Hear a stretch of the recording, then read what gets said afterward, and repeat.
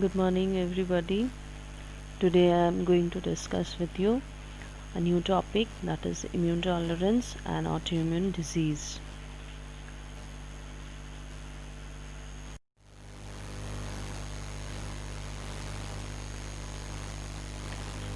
Starting with the immune system. You already acquainted what the two types of immune system. One is the innate, one is the adaptive. In innate system, we are already having some preformed genetically coded receptors, so which are well known. That means they are informed about the different epitopes. Okay, self and non-self. They are having an idea. But the adaptive immune system, there is a disadvantage because here the T cell receptors and B cell receptors are randomly generated. So they do not have any pre-information about the epitopes. Okay. So what happens is sometimes there is a confusion between the self and non-self antigens. Adaptive immunity is unable to recognize which is self and which is not self. There are mechanisms in the body so which will control or which usually try to identify or control or eliminate the cells that become potentially self-reactive. So this is what is called tolerance or immune tolerance or self-tolerance. So it is a failure to respond in an aggressive way against an epitope that has been recognized by the immune system. That means the immune system recognizes it, but still then there is no response. Now when there is a loss of this self-tolerance leading to autoimmunity, that is there is a failure to inactivate or eliminate the self-reactive cells. So these reactive cells, they attack the body cells and tissues. Okay. Now sometimes there are situations which provide the opportunities for the self-reactive cells to escape the traps set for them, and they become free to attack the body cells, then thereby leading to autoimmune diseases. So next there are two theories for this tolerance. I said already the tolerance means what? It is a failure to respond. Okay, so it is a failure of the immune system to respond to an epitope in an aggressive manner. So this occurs in two ways. One is a central tolerance, the other one is the peripheral tolerance. Central means what? That there is destruction of the cells, T and B cells, while they are developing. Okay, that means in the primary organ itself, in the early developmental stage, they are being destroyed. And the peripheral tolerance means once the lymphocytes are fully matured and they are in circulation, then they react with the epitopes, and due to some reasons you will find that they will not respond to these antigens. Okay, now why so will come across in the next slide. Now here I have already said there is a central tolerance and peripheral tolerance. Okay, the central tolerance is occurring in the lymphoid organs. For T cell it is the thymus, for B cell it is the bone marrow. The immature lymphocytes, when they happen to come across the self antigens, say the T cell and B cell receptors, they recognize the antigens and they bind to it, and finally what will happen? Once they recognize, they will bind all the T cells, the immature T cells which are undergoing the development. They go, B and T cells, they go and bind to these antigens and finally undergo a programmed cell death, that is apoptosis.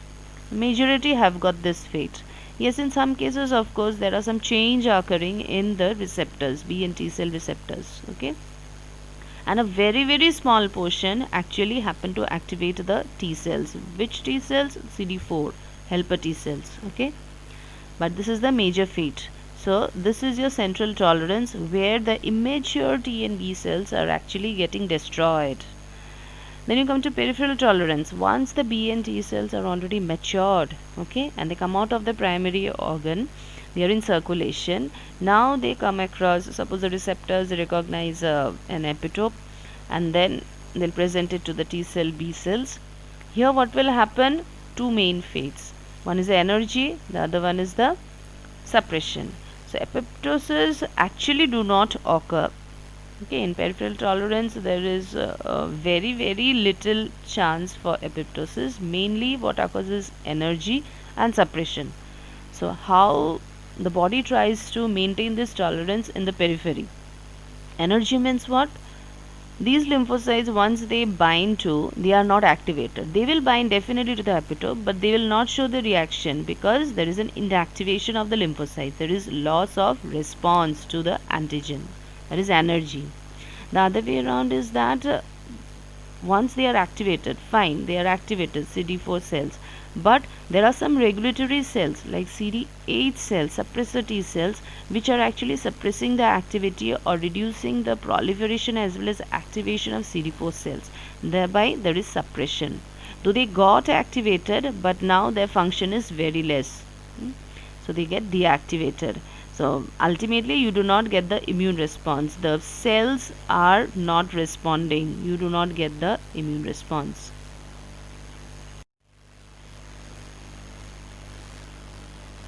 Now here the diagram shows you the peripheral tolerance, okay, particularly the first type, that is the energy. So in peripheral tolerance, particularly in case of the T cell, the T cell receptors first of all recognizes the epitope, fine, and then the antigen presenting cells binds up with the MHC, that is a major histocompatibility complex. Now as soon as this binds up, so you will find that it releases a signal. Now this signal is for the activation of the T cell. This is your T cell receptor. First of all, MHC binds to the APC. There is a release of signal 1. The T cell receptor binds to it. Then there has to be a release of another signal. That means the T cell has to receive another signal, that is signal 2. The signal 2 is nothing but cytokine signals. If it does not get so, then the T cell is not activated. See here in this diagram, you are having, it is getting signal 1 as well as signal 2, and finally there is activation. On the other hand, whenever there is no signal 2 being received, now non-APC cell or APC cell, it's the same thing, okay. First of all, MHC binds to it, signal 1 it is receiving, after that signal 2, then there is activation. Suppose if there is no signal 2, it leads to energy. Energy means the cell is in an inactive state. It is not able to attack some other cells, okay. This is in case of T cells. Now in B cells, then what happens, you might be asking. So the B cells, once they come to periphery in circulation, in order to be further activated, okay, in the lymphoid organs, it has to interact with the T cells, and this interaction mainly occurs with the help of these signals, T cell signals. So if either of the signals are not present, the T cells are not activated, and if T cells are not activated, then the B cell also do not get activated in the periphery.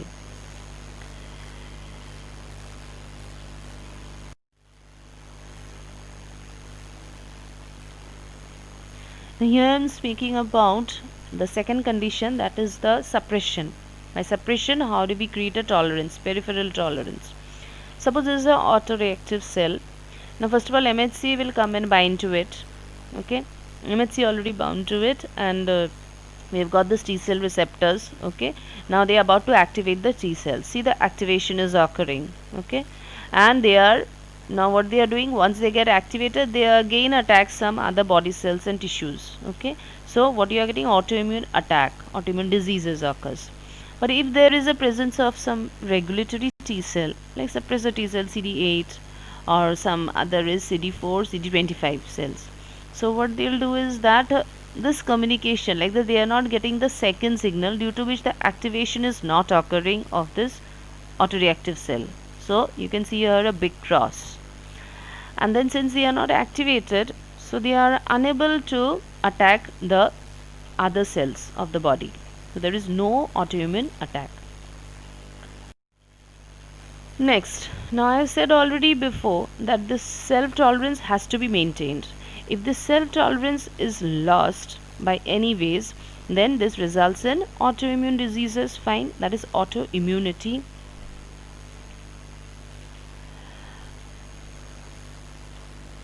Now, the loss of cell tolerance occurs mainly because of some reasons. That is, first very common reason is a molecular mimicry. Molecular mimicry means what? When the antigen, which is actually foreign to our body, that resembles that of the host cells. Okay. So suppose this is an antigen or epitope. Okay, and suppose this is a host antigen only, but this is very similar to the host cells, which is very similar to the foreign antigen, or the other way around, you can say that the foreign antigen which is similar to the host cell. So the body starts producing these antibodies against this foreign particle. At the same time, just because it resembles to the host cell, so against the host cell also the antibodies are produced. Now these antibodies starts attacking the self cells, okay, the body cells, and thereby leading to loss of self tolerance. So this may result in the extended damage of the tissues and cells, thereby leading to autoimmune diseases. Next is the epitope spreading. This is the second reason why there may be loss of the self tolerance. Epitope spreading means initially suppose there is a certain type of epitope which is actually foreign to the body, that it has created an immune response. But as the days move on, what happens is that one after another epitope keeps on creating this response, and finally such a lot of hyperactive cells are being produced that they evolve, that means they start attacking the body cells also. That means initial epitope is though foreign, but later on maybe the epitopes, the antigens are cells, okay, they are self epitopes, but the body does not recognize this, and it starts creating or keeps on creating a very extended and hyperreactive response against all the epitopes, whether they are self or non-self. So it is unable to recognize the self and non-self. Third is loss of suppression. Now with age we come to know there is a decrease of the suppressor T cells. So as a result you find that the lymphocytes, reactive lymphocytes, they increase. Sequestered antigens. So there are certain antigens which are always kept sheathed or covered in the body. Okay, there are certain cells which are kept layered, that means within a layer or within a capsule, so which are never ever exposed to the immune system of the body. So what happens, like the Sertoli cells only, they are being sheathed, okay, but by chance if suppose there is an injury or accident occurring, thereby opening this sheath or capsule, so they get exposed to the immune system, and finally this leads to hyperreactive response. Okay, so we do not have the tolerance. Neoantigens. So these are the antigens, like they are self antigens only, self epitopes, but they are undergoing some modification because of some reaction with some chemicals, as a result of which they will be a bit foreign, so they appear foreign to the immune system. Finally, the autoimmune diseases. So whenever there is a loss of self tolerance, this leads to autoimmunity, isn't it? So the body is unable to move out or eliminate out this hyperactive cells and then reactive cells, and then leading to autoimmunity or autoimmune diseases, finally destroying and damaging the body cells and tissues, leading to autoimmune diseases. So these diseases involve the numerous different molecules, cells and tissues that are targeted by the autoimmune responses. They are systemic or diffuse, meaning that they are sometimes very much site specific. They may be organ, tissues specific. Okay. Now another property is that some of these autoimmune diseases, they are occurring more in the males, or say some occurring more in the females. So they are, you can say they are sex specific also, not very space specific, but occurring more.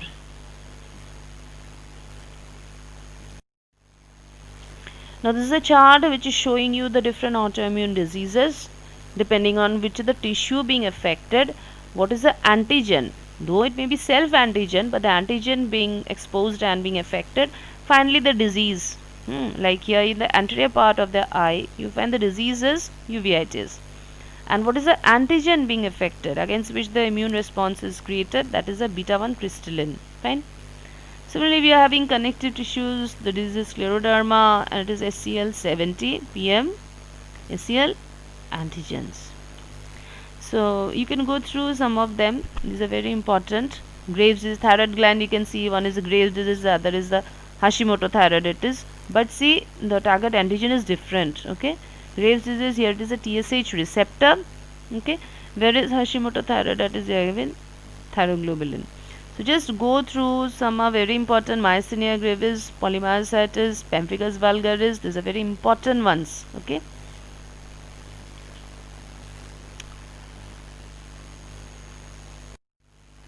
Next is now this autoimmune diseases mainly result from the damage which has been inflicted on the tissues and cells. Okay. Now this damage may be caused by the humoral response or the cell mediated. Now when it is caused by the humoral response, when humoral associated, here it will lead to the hypersensitivity reactions, mainly type 2 and type 3, thereby causing what? Activation of the complement will be there and opsonization of the injured cells. This will promote the inflammatory response.